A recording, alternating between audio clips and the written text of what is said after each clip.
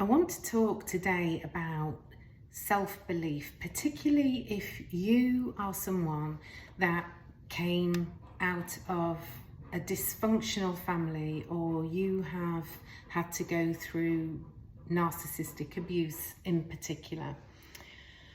So in a normal, what is a normal family? Because most families are dysfunctional on some level. But in a normal, loving family, we would call it a democratic family, where each and everybody in that family unit is treated with equal value and respect. Everybody's voice matters and is heard. That's a democratic family. The problem with a dysfunctional family is you have different roles that you play. There's the golden child of the family that can do no wrong, that has a sense of entitlement to everything. You have the black sheep, the scapegoat, where all blame is projected onto the scapegoat and the black sheep. Then you have the bystanders in the family who just want to keep the peace and keep the family together for the sake of the family. And then, of course, you have the narcissist at the top that divides and rules in the family. And of course, if you're in any narcissistic relationship, your sense of self and your sense of what's real and your reality is usually, and quite slowly over time, eroded, as is in the family system. And of course then this self-belief problem comes in as well when we then go into a school system that reinforces our lack of self-belief, particularly when you perhaps are somebody who is intuitive, quite creative, and you don't really fit into that pigeonhole of the school system, where you are made to sit down and you are told what to think and not how to think, and you are told what to believe is real and true. So if you're somebody that's intuitive and questions things and you're quite creative, it's not always the best environment for you, particularly when you are someone that doesn't learn in such a way that you have to take in facts and then sit down in an exam and put those facts onto paper by recall. And so the lack of self-belief then gets reinforced because we live in a society that generally judges people on things like exam results.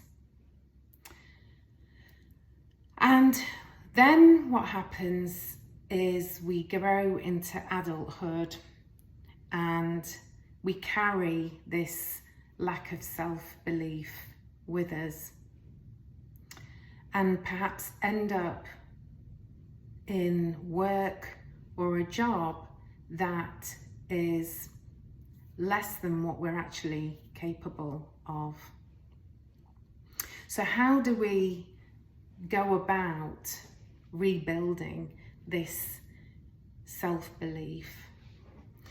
Well, if there's something you really want to do, or you've always dreamt of doing, what we tend to do is we always see it as this insurmountable mountain. It seems unachievable, doesn't it? Because we see it and create it as something huge and really big that we've got to achieve.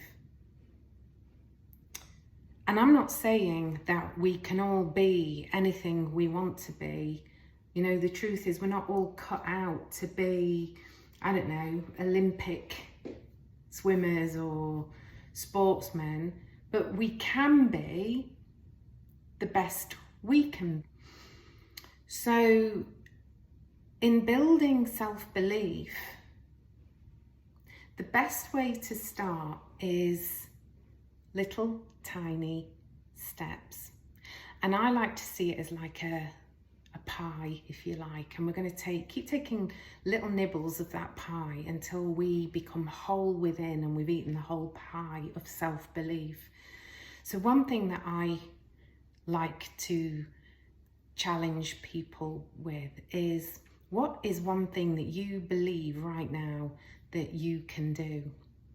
And it could be something really simple like brushing your teeth. You know that you are capable, you believe you can pick up a toothbrush and brush your teeth, for instance. I'm just making it really small. But what we can do is each day build upon that. We can start to do things that push us slightly out of our comfort zone, but we know we can still do it. So for instance, if you're quite a shy person, then you could try walking past a person in the street and smile. And perhaps that person might even smile back. And it's something you know that you believe you can do, but you might feel a little bit weird or uncomfortable doing it. But once you've done it, you've done it. The next time you can progress to saying hello, perhaps, or starting a conversation with somebody on a park bench. But it's each time you're building upon your self-belief. You are challenging yourself a little bit, just a little fraction out of your comfort zone, until one day you will realize you're already halfway up the mountain and you can look back and see how far you've come. Each time, just little steps, taking little nibbles of that whole pie to the wholeness of your self-belief again, because you have been taught a lie. It's not true. When people tell you that you're not capable, or your voice didn't matter, or you somehow learned that you weren't worthy of equal value and respect, that was a lie. That was individuals that have also come from a dysfunctional system that are seeking to control. I hope this video helps you today. Do visit our website. We are at www.smileyblue.org, and each week I write a newsletter to help give you a boost to your life in view to helping people through trauma, loss and grief live better lives and reach their highest potential. Much love to you all. God bless, and don't forget to like and subscribe, and please comment below. Lots of love.